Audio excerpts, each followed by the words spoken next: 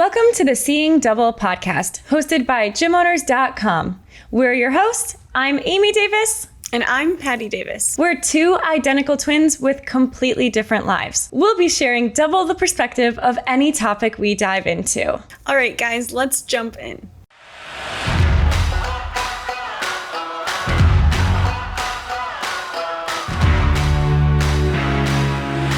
Welcome back to the Seeing Double podcast. We have something fun in store for you today, and that is, first and foremost, an announcement that I personally, Amy here, have been lying about my twin sister's last name. She is no longer a Davis twin with me and has recently changed her last name to Coughlin.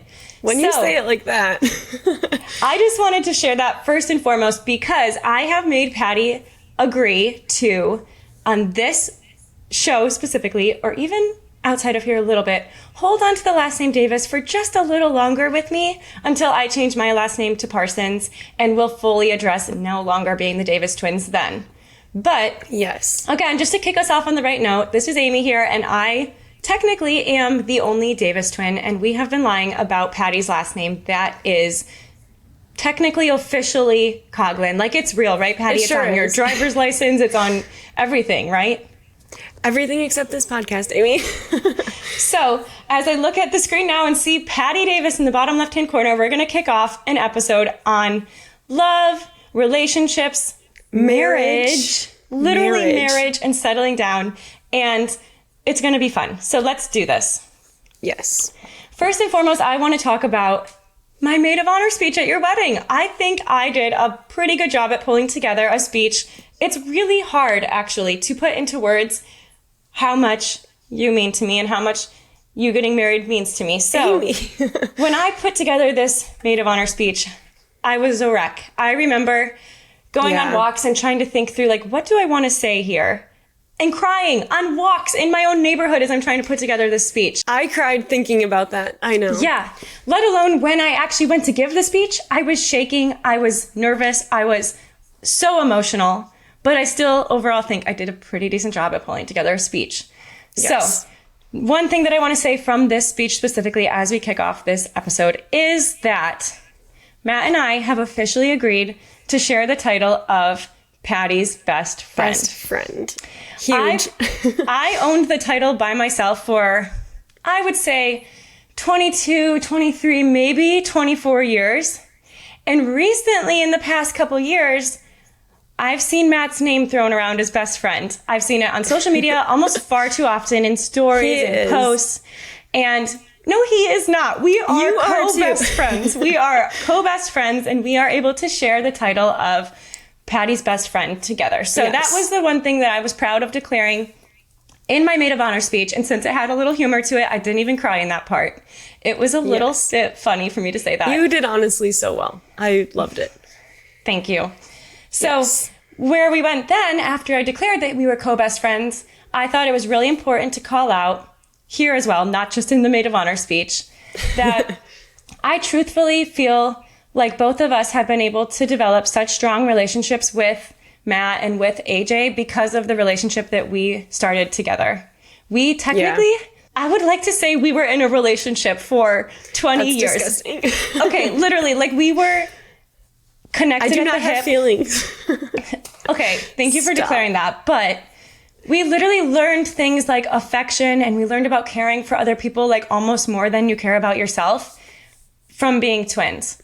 Yeah. Like, if I could just go back to high school, do you not remember like the track days? Like, I would be running and I was having like hamstring problems, especially because I tried to get into distance and doing the 2 mile. And I remember like falling down during a race, and Patty was like far away in the pole vaulting pit, and she knew that something had happened. She had literally like a little instinct that something was wrong. So she said like, "Where's Amy? Is Amy okay?" And I'm literally laying on the infield of the track after I'd fallen down. But anyways, we had learned like to care for another person as much as you care for yourself, if not more than you care for yourself. We had learned that at such an early age that I truthfully believe that is why we were able to develop such strong relationships with AJ and Matt.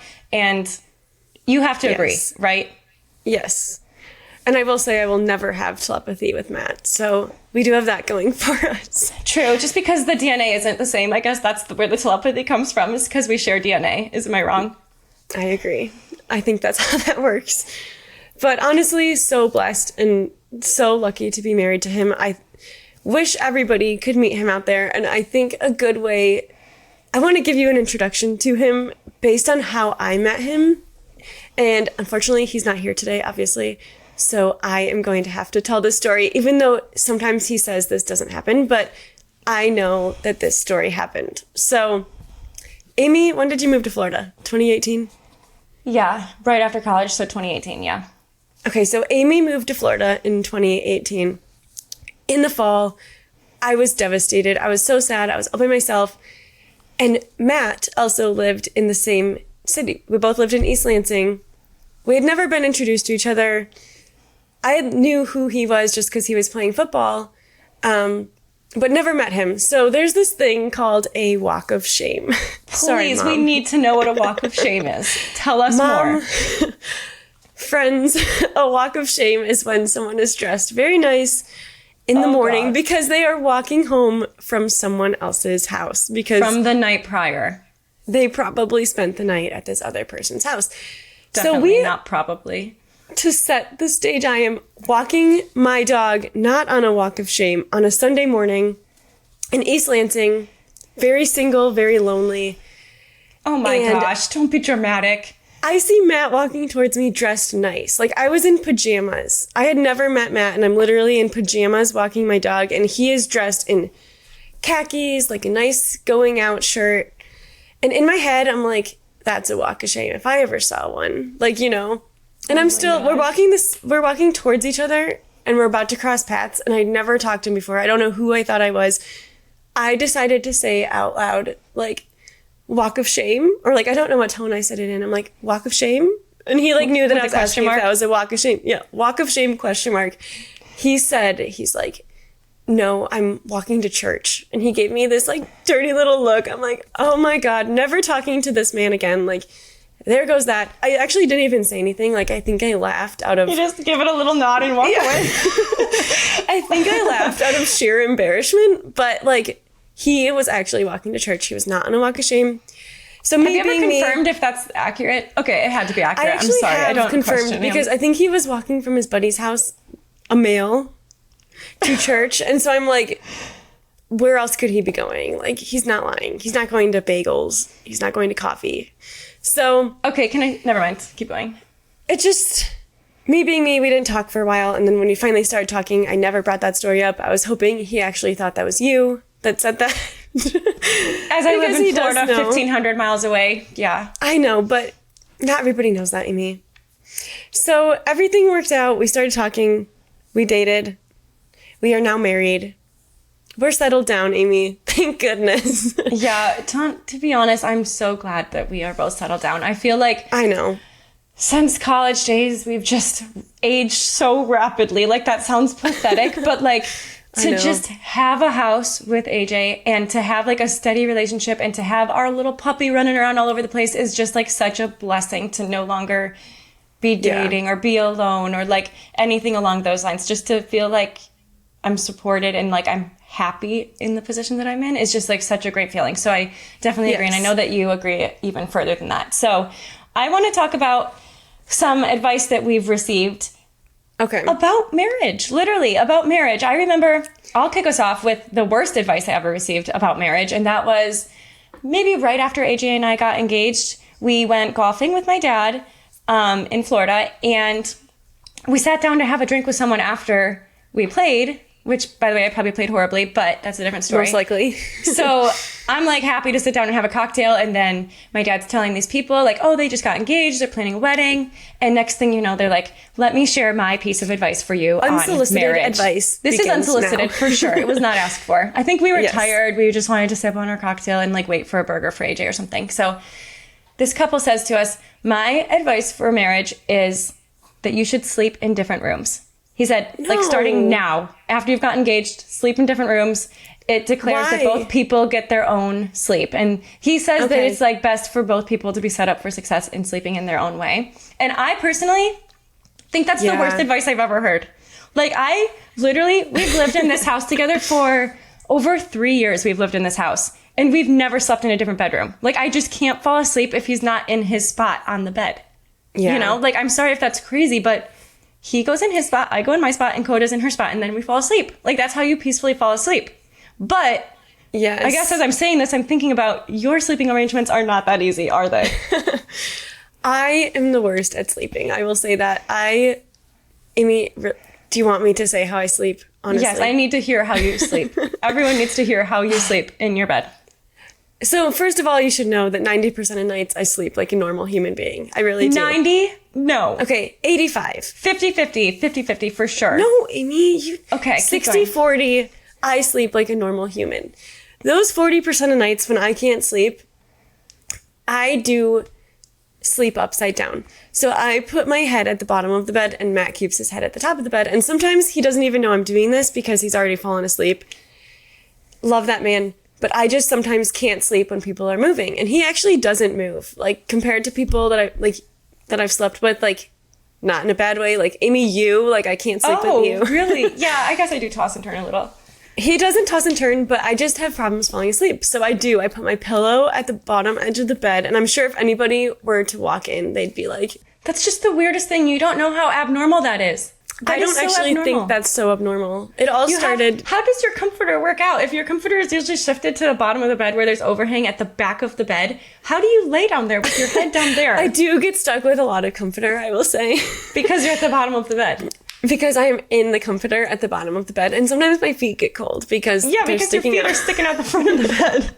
This totally adds up how you say that. Like, is that not clear to you that that's why you have those two issues, is because you're sleeping upside down? I fall asleep quickly that way. I find myself, like, relaxed. Actually, it feels like you have the whole bed. Like, you can sprawl out. Your arms, like, sometimes they touch Matt's feet, which is like, oops. But, like, okay. I sleep really well. Interesting. So back to my sleeping arrangements. If I ever woke up in the middle of the night and AJ was upside down with his feet at the bottom of the bed, oh wait, that didn't make sense, with his head at the bottom of the bed and his feet up by me, I would panic. Check because that is not our sleeping arrangements. And we both just know our sleeping arrangements and we fall asleep so well like that. So that's the worst advice I've ever received, is sleeping differently or even sleeping upside down in your bed. Both of those The worst advice I've ever received, which was actually pretty recently, right before we got married, someone was like, forgetting who, they said the best advice I can give you, spoiler alert, it's not that good, is share a car. And in my head, yeah. I'm like, why? First of all, like, love that we're stopping fossil fuels, but like, fossil fuels? Really? Okay, keep going. Gas emissions. Like, we're helping with gas emissions there. But like, you just drive a Tesla. Am I wrong? Okay, right. He's saying share a Tesla is what he's saying. He's saying share a Ford. He doesn't care what kind of car it is. And in my head, I'm just like, what if I want to go to the gym and Matt's at football? Like, what if I'm hungry and Matt's at football? Like, it's just not going to work for us. So that was his advice. That's interesting. To me, was that the didn't thought work. Like that you get to see your partner drive, or like you share? Maybe it's just the ability to share. Maybe you do something. more things together. Like, I doubt Matt's about to invite me to practice, but like, we would probably go into town together, I'm assuming, if we shared a car. But either way, that was probably negative advice. Very interesting. Okay, what about best advice? Have you received any advice that stuck with you after you just recently got married? Like, is there anything that stands out to you as, oh, this is what we will be doing in our marriage? Like, thank you for this probably unsolicited advice. This unsolicited advice was great once. It was actually from... We don't need to know who it was from. It's fine. Okay, well, that makes me feel well. We did this book. It was called Learn Your Love Language, 5 Languages of Love, or something like that. Totally recommend. They're like, quality time is one of the love languages. Touch, words of affirmation, maybe like actionable items, something like that, which I would honestly maybe say you are action. Just servant mentality, not like servant, but like... That's one of them? Yep. So mine was actually... What was mine? Mine was words of affirmation. So I think I need to hear that I'm doing well. Yeah, I actually agree with that for you. Back in our relationship, I remember that was definitely your love language. Well, I feel like you need to be served. So if you can say that about me, then I would say, Amy, yours Okay, is I think I need to look into love languages and get a better grasp on mine, because I totally do see the importance of that. And I've heard other people speak to the importance of that for sure, too. And it's just good to know and acknowledge and just be aware. 10 out of 10, yeah. We did it on vacation once. It's like 25 questions you answer. Oh, a survey? Check boxes. Yeah. And then you go back and you count up how many answers you have that leads towards each one. And it was kind of mathematical. Oh, and that but Matt declares did that what part. it is? Yes. Oh, interesting. So, okay, I can do that. Highly recommend that one. Yeah, that was some good advice we got. We also heard, this was like right after we got married, don't make things a competition, which, Amy, you may have problems with this. Only You're a with you, competitive not with gal. AJ. I'm not going to compete with AJ. I compete with you. So yeah, he offense. said, don't keep score. Do you keep score? On what? I know, I didn't know what he meant either. So he said, don't remember in your head, like, oh, she made dinner last night, I have to make breakfast. Or like, chores. She Yeah. cleaned the floor, I have to clean the floor. Or even when it comes to money, like, he paid for dinner last, I'll pay for dinner now. Supposedly that's not helpful. Okay, the to be honest, relationship. that's actually really good advice too. This is like similar to that, but maybe not fully. But have you noticed with you and Matt, if you like go to split something, like split the cost of something, and then I just send AJ like a random $50, and then it's like the next day or 2 days later, he's like sending me $50 for something, and we literally are passing back the same, like less than $100, like so often. We've realized that recently, like we've been dating for 5-6 years, and we've like always just like randomly sent each other money if we had like an expense come up, like, oh, I don't know, maybe when we recently had termites in our house. Like when we split that, we would just like send each other money, and we've thought about it recently. It's like so funny that you're literally passing the exact same money back and forth so many times. Yeah. It's like a boomerang. It just keeps clinking back and forth. Is that hilarious? Your Venmo account is probably thinking, like, would you like me to automate this for you? Would you like me to send $100 each way? Like, it's $0, isn't it, at the end of the day? Like, Oh yeah, like it totally evens itself out. if you send 100 and get 100, technically you're losing $0, I believe. Okay, but I really like that about not making things a competition, because I do sometimes, only with you, make things a competition. Like, we played pickleball last week. Do you not remember? We played pickleball Yeah. like 5 Amy times. and I had I- never played pickleball before. And we got so competitive. Like, I was getting so mad at my mom if she would miss a ball because she was on my team. And I feel so bad now because, like, looking back, I didn't need to be competitive or be upset with her for missing a ball. But, like, those things bring out competition. So what about if you take on Matt in pickleball? You get competitive. I was honestly calling him some words. Yeah, I was like, you fucking asshole. Like, beep, beep. Blur that out, really? please, producer. But yeah, he was just pissing me off because he's so good and was putting it between my legs and stuff. So I guess when it says don't keep a competition, it doesn't refer to pickleball because he was really making me mad. I think I talked about him badly in my head for 2 hours because of that. But yeah, don't keep about- a score. What about other advice? Let me think if I've ever received any advice in terms of relationships. Most likely unsolicited. I'll speak for myself. I have been in some good relationships. Amy, I don't know if you can say the same, but I have always had good, strong relationships in my life. Okay, And with this- family, but like, No, you I just have family? with ex-boyfriends also. And I'm oh, thinking boy. of this experience at work that just happened where I actually got yelled at. And I remember thinking, like, I don't know how to respond because I've never had this happen to me before. So I would give the people that I've been with credit for the way that they've Ooh. treated me. I don't think you feel the same way. Yeah, I'm gonna have to disagree with that, and I definitely would not like to give credit for any past relationships. Like, does that sound horrible for me to say? Like, no, I don't think that sounds horrible, but I mean, we do have amazing relationships with our family, with our close friends, and like that definitely has taught me many great lessons to relationships. Okay, Yeah. I guess you could claim that you've learned things across relationships, whether they be good or bad things. Like that, I guess, is a fact. Yeah. But I don't feel the need to give credit, like you just said. Like that seemed a little far. Credit is not needed. No credit needs to be given. That sounds so mean. I literally That does Sounds sound really horrible. mean. I'm giving credit. I'm Patty, just so you know, like, credit is deserved. What does love mean to you? Like, I actually don't know what it means to me, so I'm curious to hear what it means to you, but does it mean a certain feeling? Does it mean, how do you know when it's love? Wow, that is a really good question. And I personally, like, am not philosophical. And I don't have, like, top of mind definition from Webster Dictionary on what love is and what love isn't. There's some really good songs on this, though. Like, I can totally get in my feelings Songs? listening to some songs about what is love. Yeah. And What is love? Baby, don't hurt me. Okay, like that is one example, but there are some other songs as well that like provoke you recognizing if something is love or if it isn't love. But what does love mean to me? I would say, like, not to be cheesy, but when you're just like warm with emotions and you're just like happy. No, and you just feel like supported and good and like solid, like in your relationship. Like there should not be any questioning. There should not be any like uncertainties. Like in a solid relationship with love, like as the main factor, those things aren't present. It's like a sense of calm and like, I'm an emotional person, so I like literally get really warm and emotional when I'm happy and in love. No, like I was just traveling for a couple weeks and away from AJ for a couple weeks.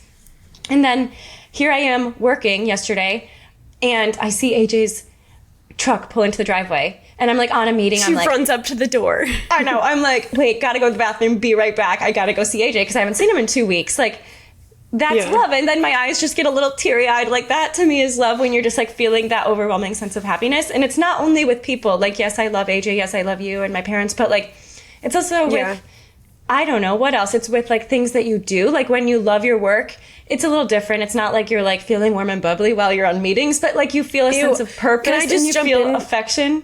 We all have a word that icks us out, and mine is warm. Could you please stop saying it when you're I've said it like 60 times. Why did you not say that sooner? Okay, so I said you every time if you go back and listen. So maybe instead of warm, it's just like... Ew. Okay, sorry. Instead of that word, it's like just feeling like good and like... Yeah. Supported. I already said that. But like happy. That's like kind of what love means to me. Maybe that's like sounds cheesy, but like you also feel that with things that you do when you're at the gym and you're happy and you're working out. Like it's not always pretty like that, but when you can tell that you love what you're doing or what you're eating, nothing like loving what you're eating or drinking, and you just feel that same sensation, like that is love. Another form of love. Like, peace. No, literally, like I love a good margarita. I'm sorry, but like on the weekends, once a week, nothing like a good margarita. You take a sip and you're like, I love this. I literally take a moment, step back, and you're like, I love this. And I recognize the feeling of love in my heart by being warm. And okay, I'm just kidding.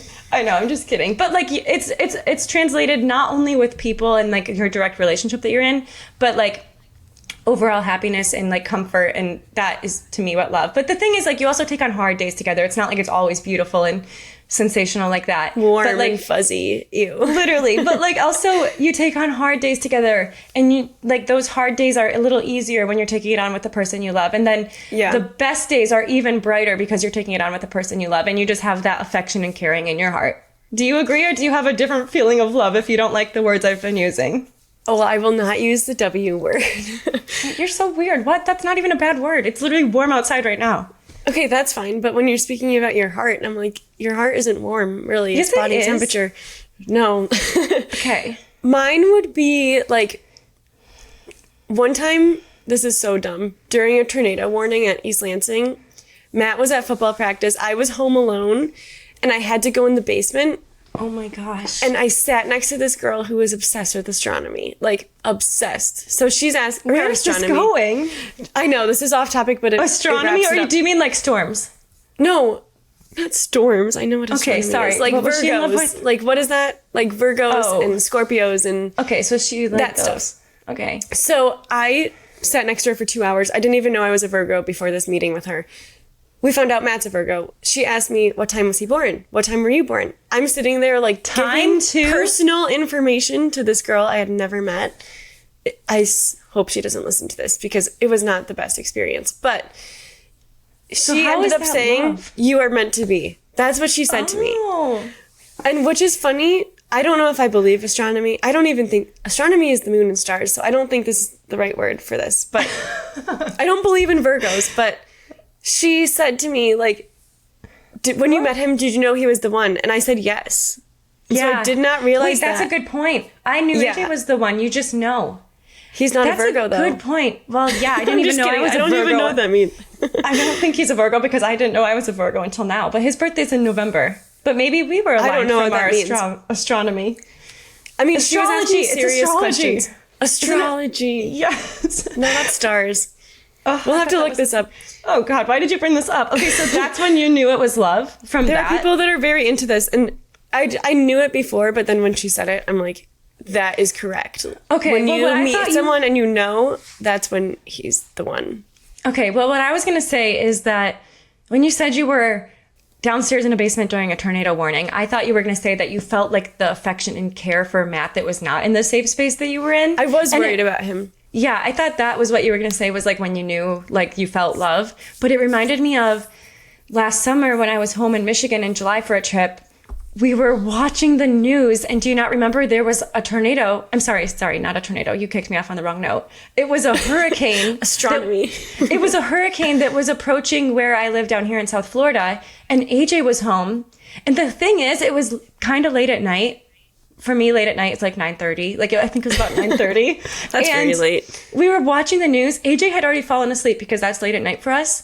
And we were watching the news, and literally, it zoomed in on our community. Like, it zoomed in on Palm Beach Gardens right here where we live, and I saw the crossroads that our community's on. And I thought that's what you were going to say. It's very related to what you were saying about the tornado warning.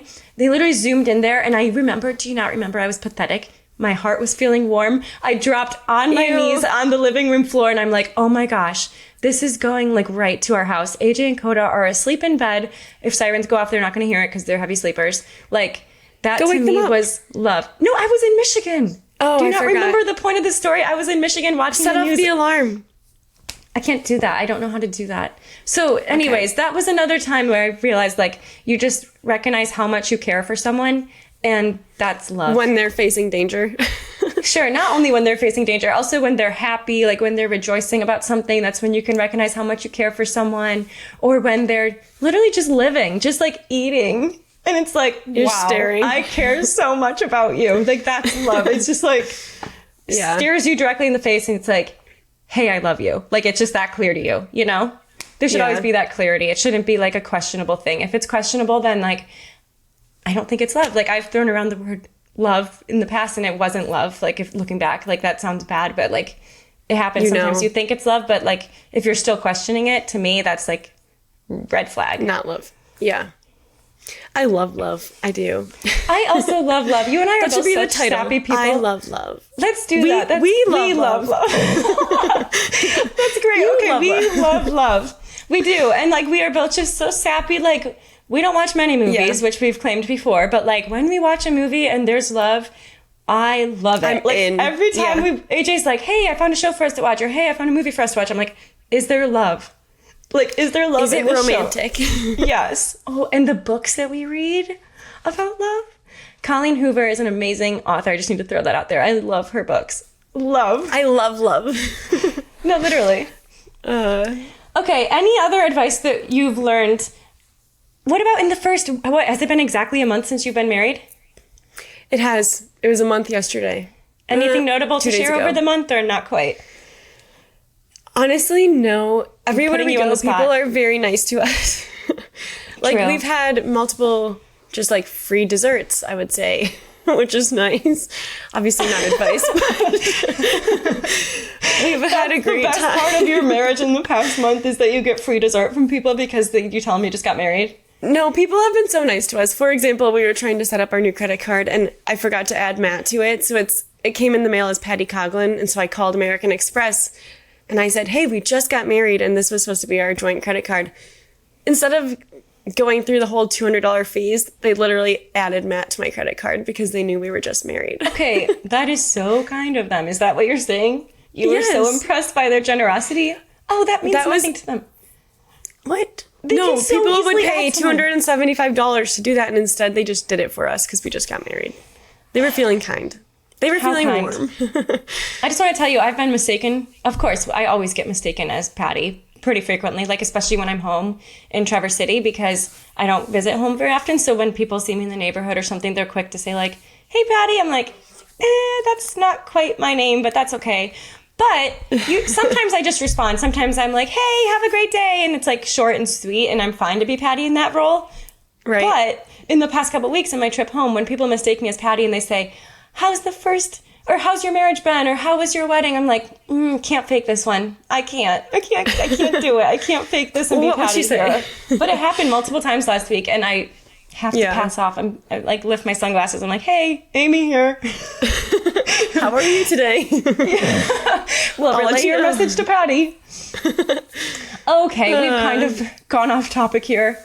I think that that's enough for us to share on love and marriage. I think that we will definitely be referring back to love, marriage, relationships in future episodes, but this is a good start at where we're at now. And may I remind everyone, this is Patty Coughlin. We will hold on to the last name Davis for just a little bit longer and give myself a false sense of reality that we are no longer Davis twins, and I technically am the only Davis twin left. However, we might get a tattoo that says True. Davis we'll twins. put it right on our forehead, Davis. We'll never leave behind the Davis title. No, I'm serious. Like, I know, wrist. I'm sorry. That wasn't funny. Yes, little small tattoo that says Davis. We'll do that in the future. Right after I change my last name, we can do that to keep Davis a part of us. We could make a podcast on the experience. Of our tattoo? Yeah.